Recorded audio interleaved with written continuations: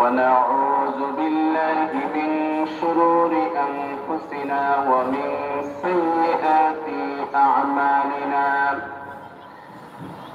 من يهده الله فلا مضل له ومن يضلله فلا هادي له ونشهد أن لا إله إلا الله وحده لا شريك له ونشهد أن سيدنا وسندنا وحبيبنا ومولانا محمدا عبده ورسوله الذي أرسله بالحق بشيرا ونذيرا وداعيا إلى الله بإذنه وسراجا منيرا فقد قال الله تبارك وتعالى في كلامه المجيد وفرقانه الحميد أعوذ بالله من الشيطان الرجيم بسم الله الرحمن الرحيم إن الله وملائكته يصلون على النبي يا أيها الذين آمنوا صلوا عليه وسلموا تسليما اللهم صل على محمد وعلى آل محمد كما صليت على إبراهيم وعلى آل إبراهيم إنك حميد مجيد اللهم بارك على محمد وعلى آل محمد كما باركت على إبراهيم وعلى آل إبراهيم إنك حميد مجيد উপস্থিত সম্মানিত মুসল্লিয়ানে কেরাম, মহান আল্লাহ তাআলার শাহী দরবারে শুকর আদায় করছি যে মহান আল্লাহ তাআলা আমাদেরকে পবিত্র জুমার নামাজ আদায়ের জন্য আল্লাহ তাআলার ঘর মসজিদের মধ্যে আসার এবং বসার তৌফিক দান করেছেন। এজন্য সকলে দিল থেকে শুকর আদায় করি, বলি আলহামদুলিল্লাহ। আজকে আমরা যে সূরা থেকে আলোচনা শুরু করব, এই সূরার নাম হচ্ছে সূরাতুন নিসা। এই সূরাটা মদিনায় অবতীর্ণ হয়েছে। তার আয়াত সংখ্যা হচ্ছে 176 আর রুকু হচ্ছে 24টি। অনেক লম্বা একটি সূরা, সূরাতুন নিসা। নিসা মানে মহিলা, ফিমেল। মহিলাদের নামে আল্লাহ তাআলা কোরআনে একটা সূরা নাযিল করেছেন। তাতে বোঝা গেল আল্লাহ তাআলা মহিলাদেরকে সম্মান দিয়েছেন, ইজ্জত দিয়েছেন। ইসলাম বিদ্বেষীরা বলে ইসলাম মুসলিম নারীদেরকে কোনো সম্মান দেয় নাই। ইসলাম যথার্থভাবে নারীদেরকে সম্মানের আসনে অধিষ্ঠিত করেছে। ইসলাম পূর্বে জাহিলিয়াতের যুগে নারীদের কোনো সম্মান ছিল না, মর্যাদা ছিল না। বরং মেয়ে শিশু জন্মগ্রহণ করা এটা তাদের কাছে খুবই নিন্দনীয় একটি বিষয় ছিল। তাই মেয়ে সন্তান জন্মগ্রহণের পরপর তাকে জীবন্ত কবর দিয়ে দিত। ওরা মনে করত আমরা সমাজে নেতৃত্ব দেই, আমাদের মেয়েগুলি বড় হবে, পরের ঘরে যাবে, গিয়ে দাসীর মতো কাজ করবে, এটা তাদের কাছে ঘৃণিত ছিল। তারপর বেবিলনীয় সভ্যতা, সেখানে নারীদের কোনো ইজ্জত ছিল না।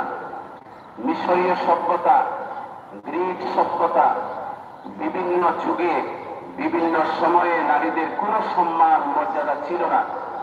ইসলাম যথার্থভাবে নারীদেরকে সম্মান দিয়েছে, ইজ্জত দিয়েছে। ইসলাম কিভাবে নারীদের ইজ্জত দিয়েছে? একটা মেয়ের জন্মগ্রহণ করার পর তাকে বিয়ে শাদী দেওয়া পর্যন্ত বরণ পোষণ করা, লালন পালন করা, সুশিক্ষা দেওয়া, দিনী তালিম দেওয়া, তরবিয়ত দেওয়া, এটা কার উপর দায়িত্ব? বাবার উপর। বিয়ে হওয়ার পর যখন স্বামীর ঘরে চলে যায় তখন এই দায়িত্বটা বর্তায় স্বামীর উপর। একটা মেয়ের অন্ন, বস্ত্র, বাসস্থান, নিরাপত্তা, চিকিৎসা সব কিছু মেনটেনেন্স করতে হয় কাকে? স্বামীকে। তারপর ইসলাম মেয়েদেরকে অর্থনৈতিকভাবে স্বাবলম্বী করার জন্য ইসলাম মেয়েদেরকে দিয়েছে যে পুরুষ তুমি বিবাহ করবা, মোহর নগদ দিবা, এটা একমাত্র মেয়ের হক, মেয়েকে দিয়ে দিবা। ইসলাম মেয়েদেরকে আর্থিকভাবে স্বাবলম্বী করার জন্য এই বিধান দিয়েছে। স্বামী বেচারা যদি শেষ বয়সে দুর্বল হয়ে যায় অথবা মারা যায়, আর ওই পরিবারে ওই মহিলার যদি কোনো ছেলে থাকে, তাহলে মৃত্যু পর্যন্ত তার মার বরণ পোষণ, দেখাশোনা, সেবা শুশ্রূষা কার উপর বর্তায়? ছেলের উপর। তাহলে বোঝা গেল জন্ম থেকে নিয়ে মৃত্যু পর্যন্ত একটা মেয়ের আল্লাহ তাআলা কি সুন্দর ব্যবস্থা দিয়েছেন। কোন সময় সে আটকাবে না। 3টা স্টেপ দিয়েছেন আল্লাহ। তার লাইফটাকে 3টা ভাগে বিভক্ত করে তাকে টেক কেয়ার করার জন্য 3 জন পুরুষকে দায়িত্ব দেওয়া হয়েছে। প্রথমে পিতা, তারপর স্বামী, তারপর ছেলে। অপরদিকে আসুন ছেলের বেলায় এরকম কিছু আছে? বাবা সর্বোচ্চ লেখাপড়া করাবে, সুযোগ হলে চাকরি ধরাবে, দায়িত্ব হিসেবে তাকে বিয়ে করাবে, এরপর বাবার দায়িত্ব শেষ। এখন তোমার লাইফ তুমি করো, তোমার লাইফ তুমি চালাও। কিভাবে তুমি চলবা এটা দেখার বাবার বিষয় নয়, বরং ছেলে বড় হলে বাবাকে দেখার বিষয় আছে। বাবা যখন বৃদ্ধ হয়ে যাবে তখন বাবাকে দেখাশোনা করতে হবে। বাবার অন্ন, বস্ত্র, চিকিৎসা, স্বাস্থ্য, নিরাপত্তা সবকিছুর ব্যবস্থা ছেলেকেই করতে হবে। কিন্তু মেয়েকে কোনো দায়িত্ব দেওয়া হয় নাই। মেয়ের পুরা জীবনটা 3 জন পুরুষের উপর দায়িত্ব দেওয়া হয়েছে। এর থেকে বড় নারী অধিকার আর কি হতে পারে যে ইসলাম যেভাবে দিয়েছে। তারপর বাবার সম্পত্তিতে যেহেতু ছেলেদের দায়িত্ব বেশ, এজন্য ছেলেদের দ্বিগুণ, ছেলেদের চেয়ে বাবার সম্পত্তিতে মেয়েরা পাবে 1 গুণ। ছেলের দায়িত্ব বেশ, সে সারাটা জীবন তার বোনকে দেখাশোনা করবে, টেক কেয়ার করবে, এজন্য তাকে 1টা গুণ বেশি দেওয়া হয়েছে। ইসলাম নারীদের যথার্থ মর্যাদা দিয়েছে। এর থেকে বড় মর্যাদার কি হতে পারে? মহান কুরআনুল কারীমে আল্লাহ নারীদের নামে একটা সূরা নাযিল করেছেন। সুবহানাল্লাহ।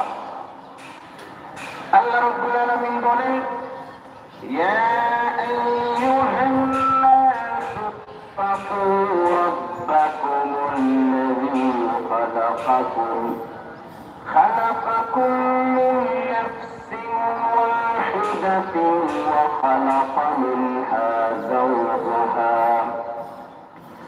وبث منهما رجالا كثيرا ونساء واتقوا الله الذي تساءلون به والأرحام إن الله كان عليكم رقيبا।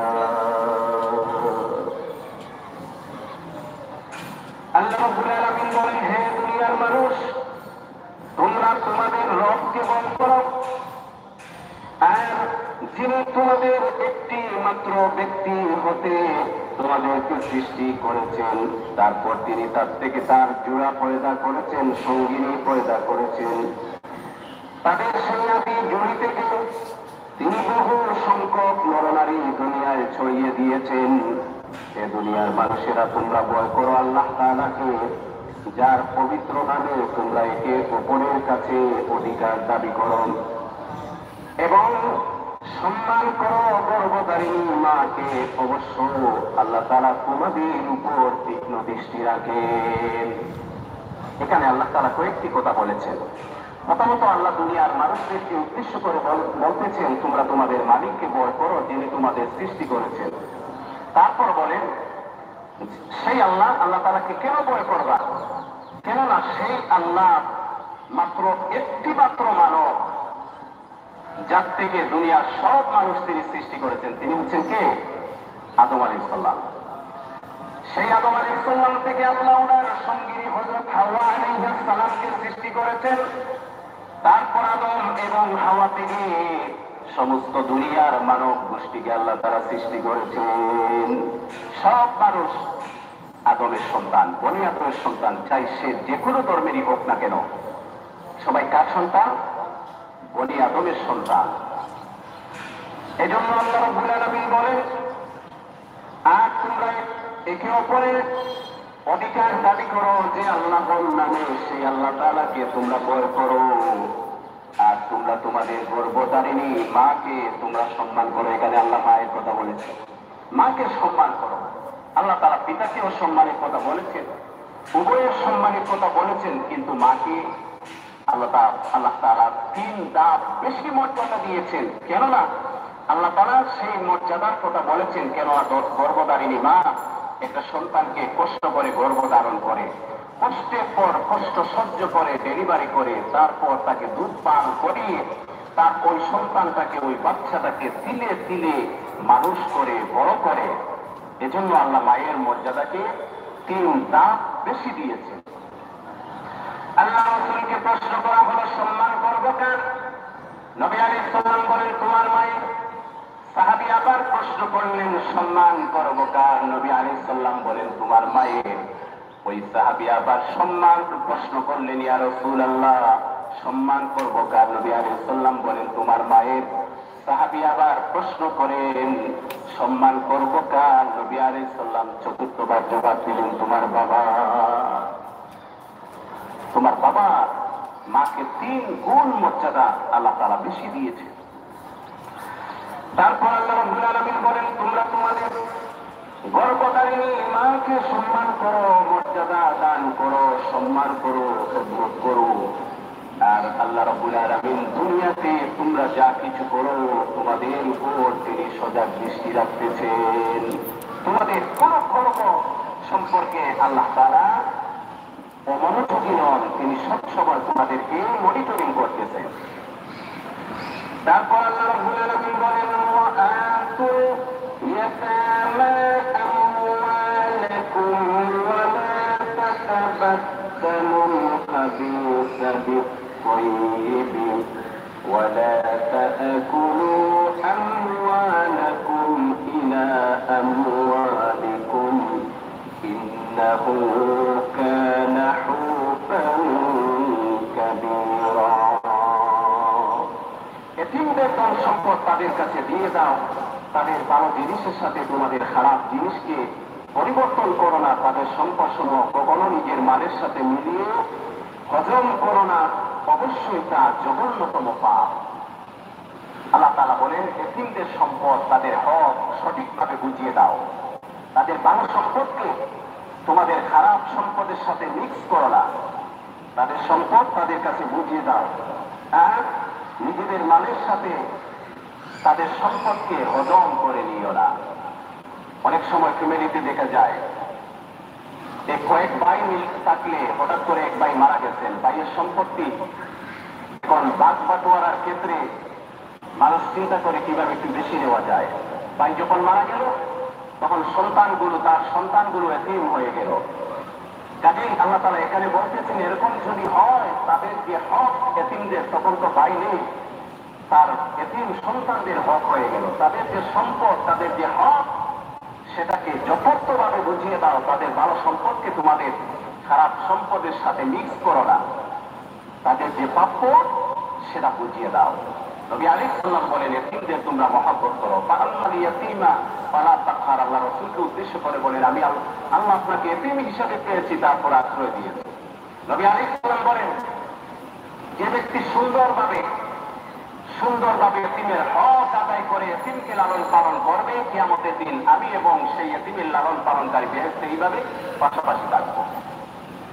আল্লাহ রাসূল বলেন, কেউ যদি আদর করে, কোন এতিমের মাথার মধ্যে হাত বুলায়, তার হাতের নিচে যতটি চুল থাকবে, আল্লাহ রাব্বুল আলামিন এতিমের মাথায় হাত বুলানোর কারণে ওই হাত বুলানেওয়ালা ব্যক্তিকে আল্লাহ পাক সেই পরিমাণ সওয়াব দান করবেন। যদি বলি সুবহানাল্লাহ।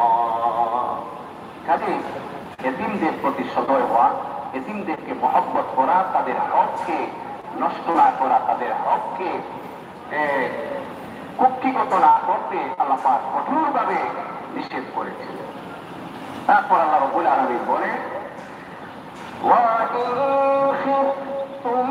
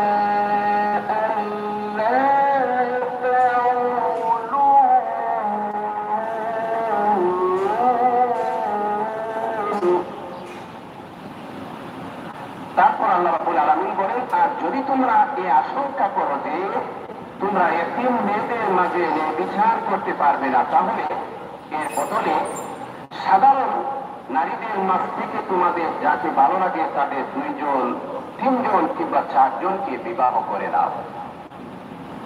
যদি তোমরা ভয় করো যে একের অধিক হলে তোমাদের তাদের মাঝে ইনসাফ করতে পারবে না, তাহলে তোমাদের জন্য একজনই যথেষ্ট, কিংবা যে তোমাদের অধিকারভুক্ত তাদেরই যথেষ্ট মনে করো, সীমা লঙ্ঘন থেকে বেঁচে থাকার জন্য এটাই উত্তম ও সহজতর পদ্ধতি।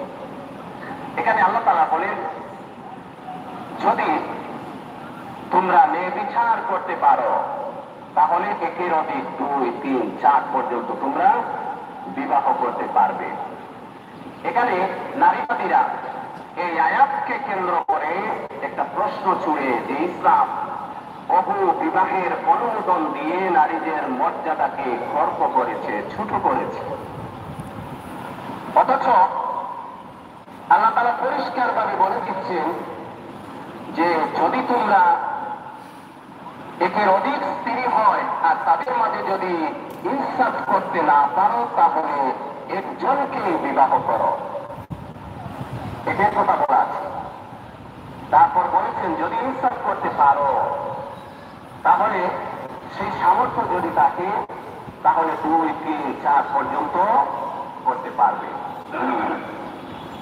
এই সামর্থ্য বলতে এখানে দৈহিক সামর্থ্য থাকতে হবে, অর্থনৈতিক সামর্থ্য থাকতে হবে। 2 জন স্ত্রী যদি হয় তাদেরকে 2টি বাড়ি, আলাদা বাড়ি করে দিতে হবে। 3 জন হলে 3টি বাড়ি, 4 জন হলে 4টি বাড়ি।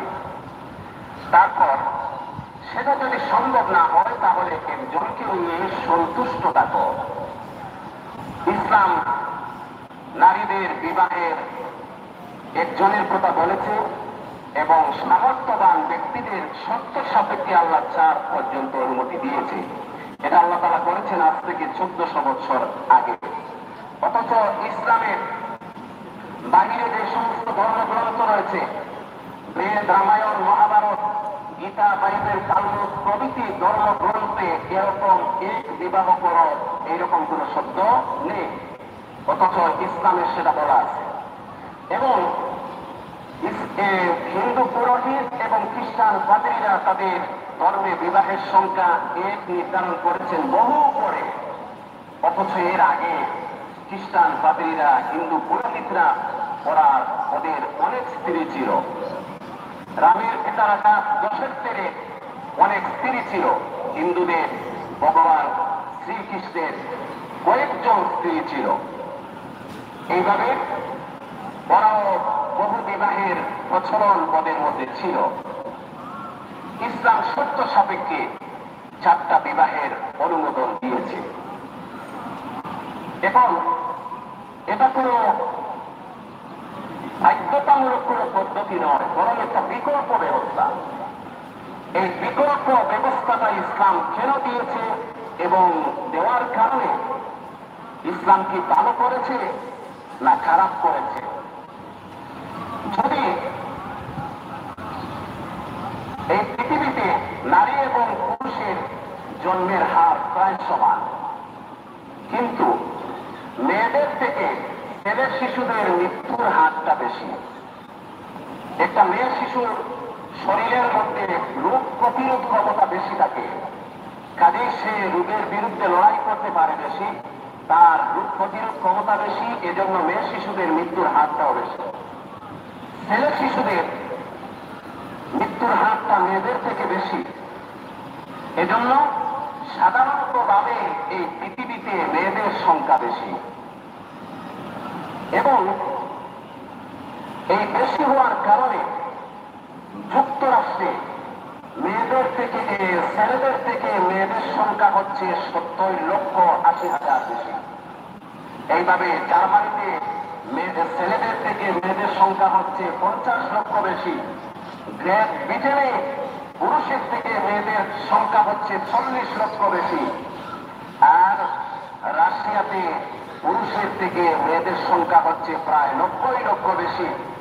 আমাদের বাংলাদেশে ছেলেদের থেকে মেয়েদের সংখ্যা হচ্ছে 7% বেশি। এটা অনেক আগের হিসাব, বর্তমানে যে কত বেশি বৃদ্ধি পেয়েছে সেটা আল্লাহ তাআলাই জানেন। এখন যদি বলা হয় পুরুষেরা মাত্র একটি বিবাহ করবে, তাহলে যুক্তরাষ্ট্রে 70,80,000, জার্মানিতে 50 লক্ষ, গ্রেট ব্রিটেনে 40 লক্ষ, রাশিয়াতে 90 লক্ষ, বাংলাদেশে 7% মেয়ের ভাগ্যে কোনো স্বামী জুটবে না। এখন যদি এরকম হয় যে একজন মেয়ের কাছে দুটি অপশন, হয়তো সে বিবাহ না করে এইভাবে সারা জীবন কাটিয়ে দিতে পারবে, অথবা এমন কোনো পুরুষকে বিবাহ করতে পারবে যার আগের একজন স্ত্রী রয়েছে। এই ক্ষেত্রে যদি কোনো মেয়েকে দুটি অপশন দেওয়া হয়, তাহলে বুদ্ধিমান মেয়েরাই দ্বিতীয় পদ্ধতিতে গ্রহণ করবে, অর্থাৎ সারা জীবন বিবাহ না করে থাকাচ্ছে এমন কোনো পুরুষকে বিবাহ করা তার জন্য উচিত মনে হবে যার একজন স্ত্রী রয়েছে। তো ইসলাম এটা একটা বিকল্প ব্যবস্থা করেছে, যাতে করে পৃথিবীতে সমস্যা যখন সৃষ্টি হবে তার একটা সমাধান মানুষ খুঁজে বাহির করে নিতে পারে। অথচ এই যে হিসাবটা, আজ থেকে 1400 বছর আগে এই হিসাবটা ছিল না, এটা বর্তমানে আপনাদের হিসাব দিলাম। এই সিচুয়েশনটা 1400 বছর আগে আল্লাহ তাআলা যখন এই আয়াত নাযিল করেন তখন এটা ছিল না, কিন্তু বর্তমানে এই অবস্থাটা সৃষ্টি হয়েছে। এর তারপর যত পুরুষরা রয়েছে এর মধ্যে থেকে আবার অনেকেই হচ্ছে ট্রান্সজেন্ডার, সমকামী, ওরা কোনো মেয়ে বিবাহ করবে না। আমেরিকাতে 2 লক্ষের অধিক ট্রান্সজেন্ডার রয়েছে যারা সমকামী, ওরা কোনো মহিলাকে বিবাহ করবে না। একে তো পুরুষের সংখ্যা কম, আবার পুরুষদের বিরাট একটা সংখ্যা ট্রান্সজেন্ডারে পরিণত হয়েছিল। আগে উন্নত দুনিয়ার বাইরে উন্নত যে সমস্ত দেশগুলোকে গণনা করা হয়, এই সমস্ত দেশগুলোতে ট্রান্সজেন্ডাররা ছিল বা তাদের কার্যক্রম ছিল। এখন আস্তে আস্তে ওইটা আস্তে আস্তে আস্তে আস্তে আমাদের মাতৃভূমি বাংলাদেশেও এসে ঢুকে গেছে। আল্লাহ তাআলা সবাইকে হেফাজত করুন। ট্রান্সজেন্ডার সমকামীর অপরাধে আল্লাহ তাআলা এত মারাত্মক অপরাধ, এই অপরাধের কারণে আল্লাহ কওমে সামূদ, কওমে লূত আলাইহিস সালামের কওম এই অপরাধে জড়িত থাকার কারণে একটা কওমকে আল্লাহ তাআলা আযাব দিয়ে, আসমানি গজব দিয়ে এই অপরাধের কারণে ধ্বংস করে দিয়েছিলেন। এখন চিন্তা করুন, এটা কত বড় অপরাধ আর কত বড় জঘন্যতম কাজ। এজন্য এটা হচ্ছে মহাপাপ, আর আল্লাহর কাছে এটা এতই ঘৃণিত। আল্লাহ কিছু কিছু পাপের শাস্তি পরকালে দেন, আর কিছু কিছু পাপের শাস্তি দুনিয়াতে দিয়ে দেন। দুনিয়াতে শাস্তি দিয়ে দিয়েছেন এমনকি একজন দুজনকে নয়, বরং পুরা একটা জাতিকে আল্লাহ ধ্বংস করে দিয়েছেন একটি অপরাধে। তাতে বোঝা গেল অপরাধটা আল্লাহর কাছে কত বড় মারাত্মক, কত বড় জঘন্য এই সমকামী অপরাধটা। এজন্য এই সমস্ত প্রোপাগান্ডা, এই সমস্ত ট্রান্সজেন্ডারের পক্ষে যারা প্রোপাগান্ডা চালায়, পক্ষে যারা কথা বলে, তাদের মিশনকে যারা বাস্তবে পরিণত করতে চায়, আল্লাহর গজব তাদের উপরে পড়বে। এজন্য সম্মানিত হাজিরিন কেরাম, ইসলাম নারীদেরকে ইজ্জত দিয়েছে। আল্লাহ বলেন, তোমরা এক অথবা যদি তোমরা সামর্থ্য রাখো, হক আদায় করতে পারো, তাহলে 3, 2, 3, 4 বিবাহ করতে পারো। এখানে কিছু কিছু স্বাধীন মেয়েরা যারা নিজেদেরকে মুক্ত মনে করে, ওরা আবার দাবি করতেছে পুরুষরা যদি 4 বিবাহ করে তাহলে একটা মেয়ে কেন 4 বিবাহ করতে পারবে না, 4টা স্বামী একসাথে গ্রহণ করতে পারবে না। নাউযুবিল্লাহি মিন যালিক। অর্থাৎ ওই যে তসলিমা নাসরিন মার্কা, যে সমস্ত তসলিমা নাসরিনের যারা অনুসারী আছে, ওরা এই সমস্ত প্রশ্ন করে। স্বাভাবিক একজন মানুষ যদি, একটা পুরুষ, একজন সামর্থ্যবান পুরুষ যদি 2টা বিবাহ করে তাহলে সহজেই তাদের কর্তব্য, তাদের হক আদায় করতে পারবে। অপরদিকে একটা নারী যদি একসাথে 2টি বিবাহ করে, ইসলাম তো এটা সমর্থন করে না। এবং যুক্তির খাতিরে যদি বিবেচনা করা হয়, তাহলে একটি মেয়ে 2জন স্বামীর হক কখনো আদায় করতে পারবে না। তাদেরকে সন্তান হবে, ওর কোনো পিতৃ পরিচয় থাকবে না। এবং মনোবিজ্ঞানীরা বলতেছেন যে সমস্ত শিশুদের পিতার পরিচয় থাকে না, পিতৃ পরিচয়হীন যে সমস্ত শিশুরা থাকে, ওরা প্রচন্ড রকমের মানসিক সমস্যায় ভুগতে থাকে। কাজে ইসলাম বহুদিক বিবেচনা করে নারীদেরকে, এই পুরুষদেরকে এই সুযোগটা দিয়েছে। এখানে অনেকেই আরেকটা প্রশ্ন করে, নবী করিম সাল্লাল্লাহু আলাইহি ওয়াসাল্লাম অনেকগুলো বিবাহ করেছেন। নবী সাল্লাল্লাহু আলাইহি ওয়াসাল্লাম 11টি বিবাহ করেছেন। এটা নবী আলাইহিস সালামের জন্য সীমাবদ্ধ ছিল এবং তিনি সেগুলো বাধ্য হয়ে করেছেন। নবী করিম সাল্লাল্লাহু আলাইহি ওয়াসাল্লাম তিনি হযরত প্রথম বিবাহ যখন করেন, তখন খাদিজা রাদিয়াল্লাহু আনহার বয়স ছিল 40 বছর, আর আল্লাহ রাসূল 25 বছরের একজন যুবক। ওই সময় তিনি বিবাহ করেছেন 40 বছরের একজন মহিলাকে। এবং খাদিজা রাদিয়াল্লাহু আনহা যতদিন জীবিত ছিলেন তিনি দ্বিতীয় বিবাহ করেন নাই। এবং খাদিজা রাদিয়াল্লাহু আনহা 40 বছরের একজন মহিলাকে বিবাহ করে তিনি এত মহব্বত করতেন। নবী আলাইহিস সালাম সবসময় হযরত আয়েশা রাদিয়াল্লাহু আনহার সাথে খাদিজা রাদিয়াল্লাহু আনহার আলোচনা করতেন। একদিন আয়েশা রাদিয়াল্লাহু আনহা বললেন, ইয়া রাসূলুল্লাহ, আপনি সবসময় ওই বৃদ্ধা মহিলার কথা আলোচনা করেন, অথচ আল্লাহ তাআলা আপনাকে এর থেকে উত্তম স্ত্রী দান করেছেন। অর্থাৎ তিনি নিজের কথা বললেন। নবী আলাইহিস সালাম এই কথা শুনে খুবই রাগ করলেন, আর বললেন, আয়েশা তুমি কি জানো খাদিজা কে ছিল?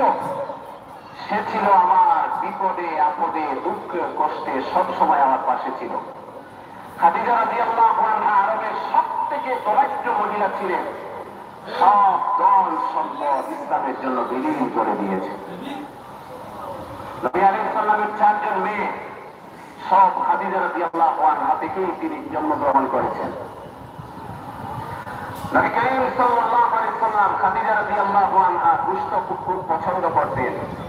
নবী আলাইহিস সালামের ঘরে যেদিন গোশত রান্না হতো, নবী আলাইহিস সালাম একটু গোশত নিয়ে রাস্তায় দাঁড়িয়ে থাকতেন যে খাদিজা রাদিয়াল্লাহু আনহা যদি কোনো বান্ধবীকে পান তাহলে সেটা হাদিয়া দিবেন, আর এর সবটুকু খাদিজা রাদিয়াল্লাহু আনহা পাবেন। তো এই কথাগুলো থেকে আমাদের কয়েকটি বিষয় লেসন নেওয়ার আছে। প্রথমত, বিধবা মহিলাদেরকে বিবাহ করা সুন্নত। বিধবা মহিলাদেরকে বিবাহ করা সুন্নত। দ্বিতীয় নম্বর লেসনটা হচ্ছে, মানুষ যদি মারা যায়, আপনার স্ত্রী মারা যায়, বাবা মারা যায়, মা মারা যায়, তাহলে তাদের ঘনিষ্ঠ আত্মীয় স্বজন যারা আছেন তাদেরকে হাদিয়া তোহফা দেওয়া, এর সবটুকু আল্লাহ তাদের কবরে পাঠিয়ে দিবেন। বাবা মারা গেলে বাবার বন্ধু বান্ধবদেরকে সম্মান করা, তাদেরকে হাদিয়া তোহফা দেওয়া। মা মারা গেলে মার বান্ধবীদেরকে, ওনার আত্মীয় স্বজনদেরকে হাদিয়া তোহফা দেওয়া, তাদের খোঁজ খবর নেওয়া। স্ত্রী মারা গেলে স্ত্রীর যে সমস্ত বান্ধবীরা আছে, আত্মীয় স্বজন আছে, তাদেরকে মহব্বত করা, হাদিয়া তোহফা দেওয়া, এর সবটুকু আল্লাহ তাদের কবরে পাঠিয়ে দিবেন। খাদিজা রাদিয়াল্লাহু আনহার পর নবী করিম সাল্লাল্লাহু আলাইহি ওয়াসাল্লাম বিবাহ করেছেন। যেমন একজন মহিলাকে আল্লাহ রাসূল বিবাহ করেছেন, ওনার স্বামী জিহাদের ময়দান গিয়ে শহীদ হয়ে গেছে। মহিলার দেখাশোনা করার জন্য কেউ নেই। আল্লাহ রাসূলকে এসে বলতেছেন, ইয়া রাসূলুল্লাহ, আমার তো স্বামী মারা গেলেন, এখন আমি কোথায় যাব? আমি তো নিরাশ্রয় হয়ে গেলাম। নবী আলাইহিস সালাম বললেন, চিন্তা করো না, আমি তোমাকে বিবাহ করে নেব। এইরকম পরিস্থিতিতে নবী আলাইহিস সালাম আশ্রয়হীন মহিলাদেরকে আশ্রয় দেওয়ার জন্য তিনি অবস্থার পরিপ্রেক্ষিতে তিনি বিবাহগুলো করেছেন। অনেকে হযরত আয়েশা রাদিয়াল্লাহু আনহাকে নিয়ে প্রশ্ন করে। হযরত আয়েশা রাদিয়াল্লাহু আনহার বিবাহ হয়েছে 6 বছর বয়সে, নবী আলাইহিস সালামের ঘরে এসেছেন 8 বছর বয়সে। অথচ ইতিপূর্বে আমি আগেই বলেছি, হিন্দুদের পুরোহিত, হিন্দুদের ভগবান শ্রীকৃষ্ণের অনেকগুলো স্ত্রী ছিল। এই স্ত্রীদের সংখ্যা, এই স্ত্রীদের তালিকায় 6 বছর, 7 বছর, 8, 10 এইরকমও বয়সের মেয়েরা ওদের স্ত্রীদের তালিকায় ছিল। তাহলে আগেকার যুগে কম বয়সে বিবাহর প্রচলন ছিল। আপনারা যারা একটু বয়স্ক আছেন, আপনারা বলুন তো, গ্রামে গঞ্জে আগেকার সময় এরকম কম বয়সে 10-12 বছর এরকম বয়সেই সাধারণত বিবাহ হতো না? হতো। আমাদের বর্তমান বডি ল্যাঙ্গুয়েজ আর আজ থেকে 1400 বছর আগের মানুষের বডি ল্যাঙ্গুয়েজ কি এক ছিল? এক ছিল না। নবী করিম সাল্লাল্লাহু আলাইহি ওয়াসাল্লামের ঘরে হযরত আয়েশা রাদিয়াল্লাহু আনহা আসেন 8 বছর বয়সে। তারপর হযরত আয়েশা রাদিয়াল্লাহু আনহার বয়স যখন 18 বছর হয়, তখন হযরত নবী করিম সাল্লাল্লাহু আলাইহি ওয়াসাল্লামের বয়স তখন 63 বছর, তিনি দুনিয়া থেকে বিদায় হন। 8 থেকে 18 কয় বছর? জি, 10 বছর। এই সময়ে আয়েশা রাদিয়াল্লাহু আনহা সাহাবীদের মধ্যে থেকে সবথেকে বড় মুফতি ছিলেন, সবথেকে বড় মুহাদ্দিস ছিলেন, সবথেকে বড় আলিম ছিলেন। বড় বড় সাহাবীরা যখন কোনো সমস্যায় পড়ে যেতেন, মাসালার কোনো ব্যাপারে, কোনো হাদিসের কোনো সমস্যায়, মাসালাগত কোনো ব্যাপার, এটা সমাধান আয়েশা রাদিয়াল্লাহু আনহার কাছ থেকে নিতেন। সুবহানাল্লাহ। আল্লাহ তাআলা আয়েশা রাদিয়াল্লাহু আনহাকে এত জ্ঞান দিয়েছিলেন। এজন্য ইসলাম নারীদেরকে সম্মানে আসীন করেছে, সম্মানে যথার্থ সম্মান দিয়েছে। আর নারীদের সব থেকে বেশি সম্মান হচ্ছে পর্দার মধ্যে। আল্লাহ রাব্বুল আলামিন বলেন, ইয়া আইয়ুহান নাবিয়্যু কুল লিআজওয়াজিকা ওয়া বানাতিকা ওয়া নিসাইল মুমিনিনা ইউদনিনা আলাইহিন্না। আল্লাহ রাব্বুল আলামিন বলেন, হে নবী, আপনি মুমিন নারীদেরকে এবং আপনার স্ত্রীদেরকে, কন্যাদেরকে বলুন তারা যেন তাদের ওড়নাকে ওড়না দ্বারা তাদের মাথাকে আবৃত করে রাখে, ঢেকে রাখে। এতে করে যে ফায়দা হবে,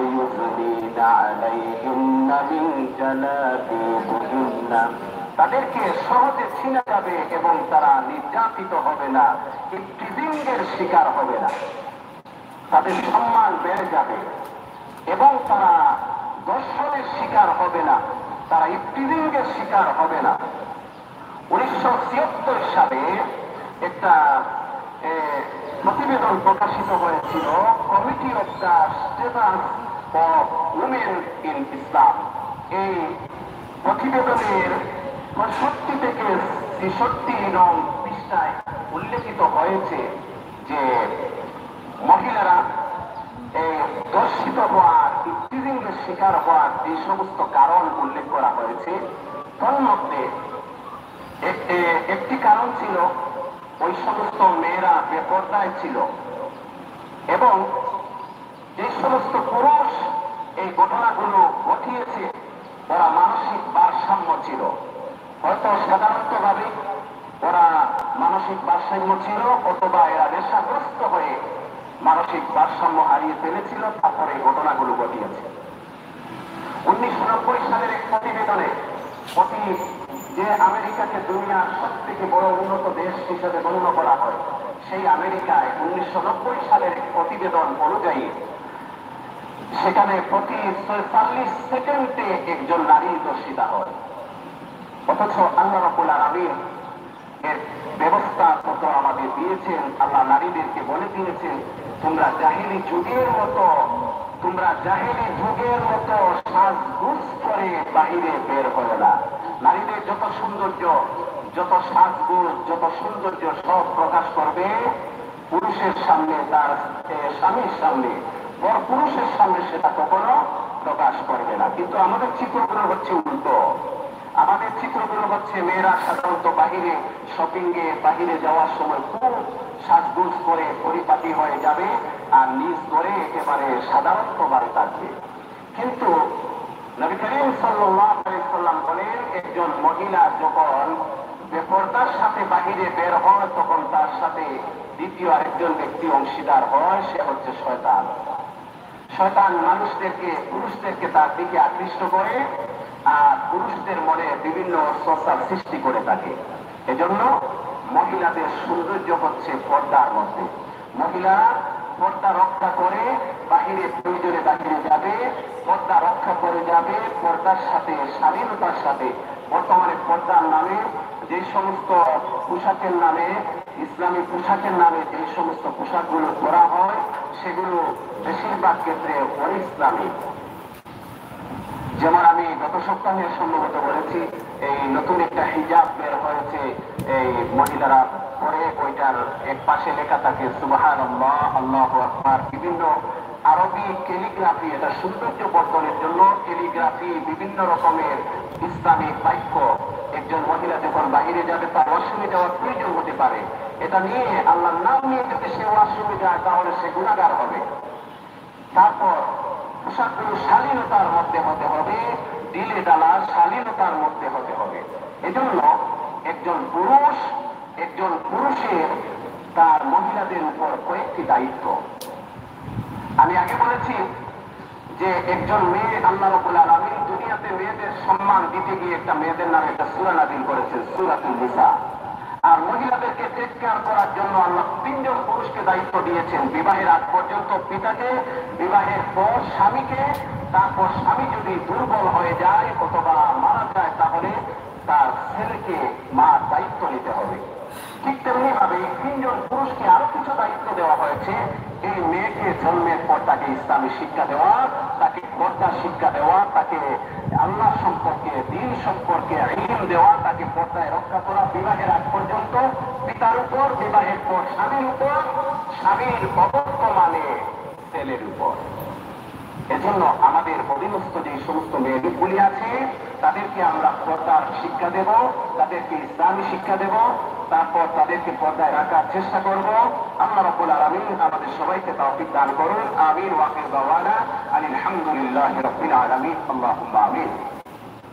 রব্বানা যালামনা أنفسنا وإن لم تغفر لنا وترحمنا لنكونن من الخاسرين ربنا فاغفر لنا ذنوبنا وكفر عنا سيئاتنا وتوفنا مع الأبرار أي الله আমরা আমাদের সমস্ত জিন্দেগির গুনার বোঝা মাথায় নিয়ে তুমি মাওলার শাহী দরবারে ভিখারি সাইলের বেশে দুই খানা হাত তুলেছি আল্লাহ মেহেরবানি করে আমাদের সমস্ত জিন্দেগির গুনাহ খাতা মাফ ফরমাও আয় আল্লাহ আমরা সমস্ত জিন্দেগির গুনাহের উপর লজ্জিত হয়ে তওবা করলাম আস্তাগফিরুল্লাহ আতুবু ইলাইহি আস্তাগফিরুল্লাহ আতুবু ইলাইহি আস্তাগফিরুল্লাহ আতুবু ইলাইহি আল্লাহ আমাদেরকে মাফ ফরমাও আল্লাহ আমাদের তওবাগুলো কবুল ফরমাও আল্লাহ আমাদের সমস্ত জিন্দেগির গুনাহ খাতা মাফ ফরমাও বাকি জিন্দগি তোমার মর্জি মোতাবেক জীবন পরিচালনা করার আয় আল্লাহ তোমার খাস ভাবে বন্দী করার তৌফিক দান করে নাও আল্লাহ আমাদের মা বাবা যারা কবরের বাসিন্দা আল্লাহ তাদের কবরগুলো জান্নাতের বাগান বানিয়ে দাও তাদের মা বাবা জীবিত আছেন নেক হায়াত দান ফরমাও অনেকের মা বাবা অসুস্থ আল্লাহ সুস্থতা দান ফরমাও আয় আল্লাহ আমাদের সমস্ত মুর্দেগানদের মাফ ফরমাও আয় আল্লাহ তামাম দুনিয়ার মুমিন মুমিনাতদেরকে মাফ